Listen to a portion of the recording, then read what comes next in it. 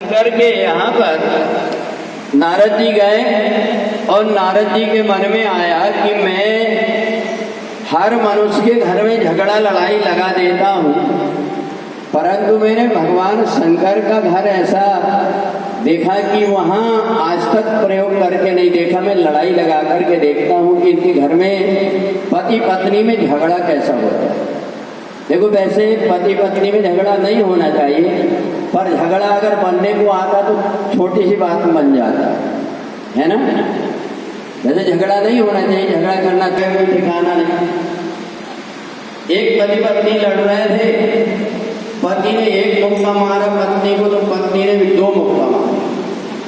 अब दोनों की धक्का मुक्की लड़ाई झगड़ा शुरू हो गया। ऊपर से पड़ोसी देख रहे थे, उन्होंने कहा कि इनको बीच में बचाओ, बोले रोज का इनका धंधा कौन इनके बीच में पड़े। परंतु वहां पर एक तो रास्ता चलने वाला आदमी जा रहा था, तो उसने कहा भैया तो इनकी जोर जोर से लड़ रहे, बात क्या।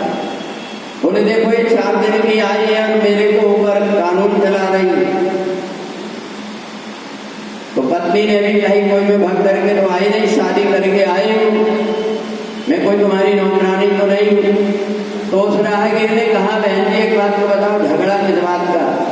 तो उसने कहा ये क्या बताएगी, मैं बता देता हूँ कि मैं कहता हूँ कि मैं बेटा को डॉक्टर बनाऊँ और ये कहती है कि बेटा को इंजीनियर बनाऊँ, बस दोनों को झगड़ा यही है। तो राहगीर था, उसने कहा कि तुम दोनों लड़ो मत, बेटा से पूछ लो कि वो डॉक्टर बनेगा कि इंजीनियर बनेगा। तो दोनों ने नीचे से कर लिए, बोले क्या बात। तो पड़ोसन थी, उसने कही कि अभी बेटा पैदा नहीं हुआ, 7वां महीना चल रहा है, बेटा पैदा ही नहीं हुआ है और इसके पहले लड़ने लगे कि डॉक्टर बनाएंगे इंजीनियर बनाएंगे। अब बताओ झगड़ा ऐसा हो गया। तो इधर शंकर जी और पार्वती के ऊपर प्रयोग करने के लिए जब नारद जी गए तो नारद जी ने जाकर के कहा माता जी एक बात बताना कि आप भगवान शंकर को बहुत प्रेम करते। बोले बहुत प्रेम करती हूँ। तो कहा भगवान शंकर आपसे प्रेम करते हैं कि नहीं करते। बोले हाँ वो भी मेरे से बहुत प्रेम करते हैं। बोले मेरे से इतना प्रेम करते हैं वो और संसार में किसी से नहीं करते। तो नारद जी ने कहा तुमने परीक्षा करके देखी हो कि बस वैसे ही मान लिया। बोले नहीं मैंने तो कई बार परीक्षा करके देखा, भोलेनाथ भी मेरे को बहुत प्रेम करते हैं। तो कहा फिर आपको ये बता दिए होंगे उन्होंने कि उनके गले में जो मुंडों की माला पहने हैं वो किसके मुंडों की माला। तो पार्वती ने कही कि ये बात तो मैंने कभी पूछी नहीं। तो कहा आज जरूर पूछूंगी। तो नारद जी ने कहा पूछ तो रही हो, परंतु शंकर जी बात बनाने में बड़े उस्ताद है, वो तुमको कुछ बता देंगे, तुम बहल जाओगे। तो इसलिए मैं तुम्हें बता देता हूँ कि भगवान शंकर के गले में जो मुंडों की माला है वो तुम्हारी सौत की मुंडों की माला। अब बताओ, जैसे ही पार्वती को पता लगा कि ये मेरी सौत की मुंडों की माला है और शंकर जी गले में पहने हुए पार्वती को, जब तो मैंने देखी कि कई बार ऐसा लेकर के वो माला को और ऐसे माथे से लगाते हैं, कहीं मुंह से चूमते हैं, मैं समझ नहीं पाई। आज तो माला तोड़ करके ही उनको रहूं। अब इधर नारद जी ने तो लगा दिया झगड़ा, और जब चले तो नारद जी ने देखा कि शंकर जी आ रहे थे। बोले बाबा प्रणाम। बोले जल्दी जाओ, माता जी रास्ता देख रही तुम्हारी।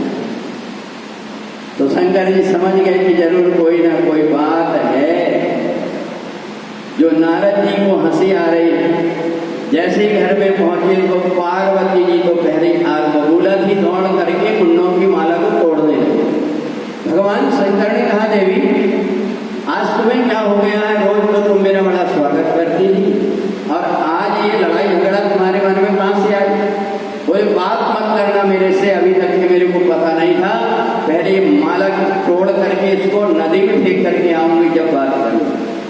भगवान शंकर ने कहा ये तो बताओ ये माला से तुमको दुश्मनी क्या है।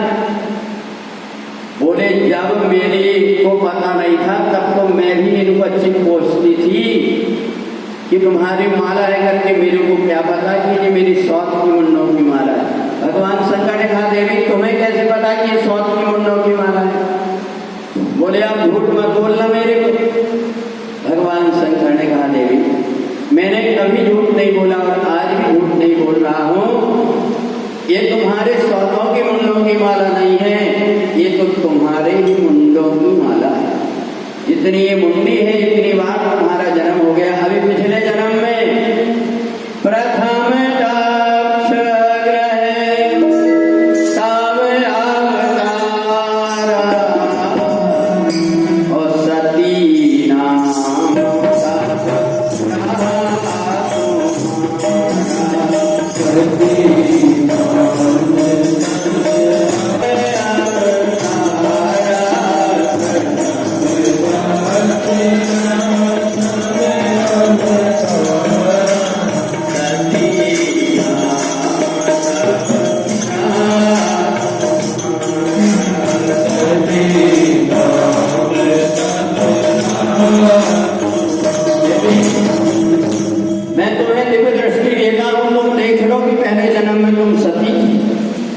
पार्वती ने जैसे आंख बंद करके देखी तो समझ गई कि पहले यज्ञ में मेरे पिता ने अपमान किया था, इसलिए तो मैंने शंकर जी के कारण ही प्राण को त्यागी।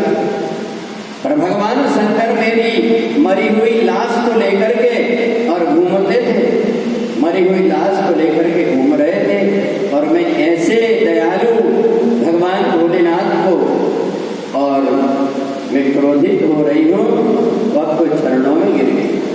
कहा भोलेनाथ एक बात बताओ, ये जन्म और मृत्यु का चक्कर जो है ये छूटेगा कैसे?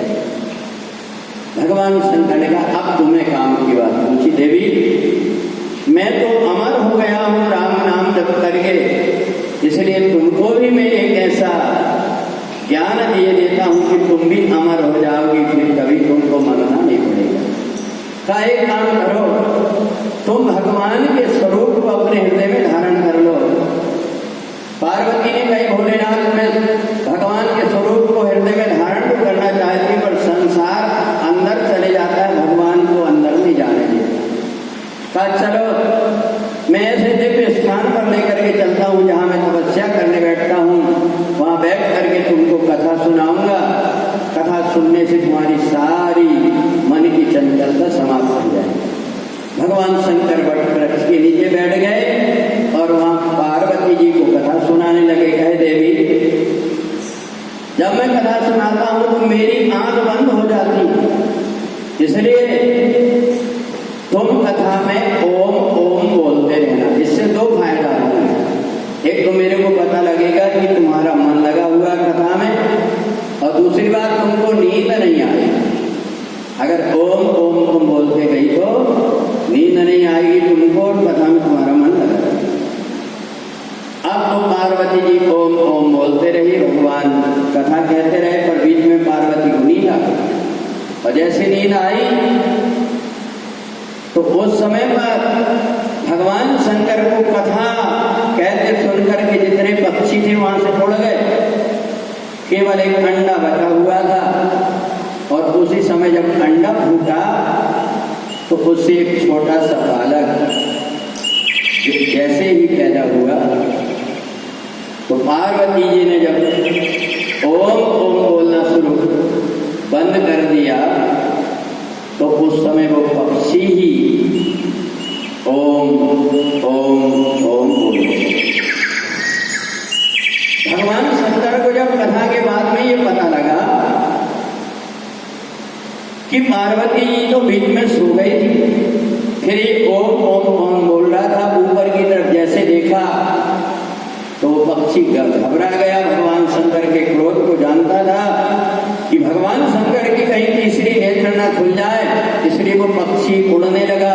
पर छोटा सा बालक था, वो दौड़ नहीं पाया, उड़ नहीं पाया।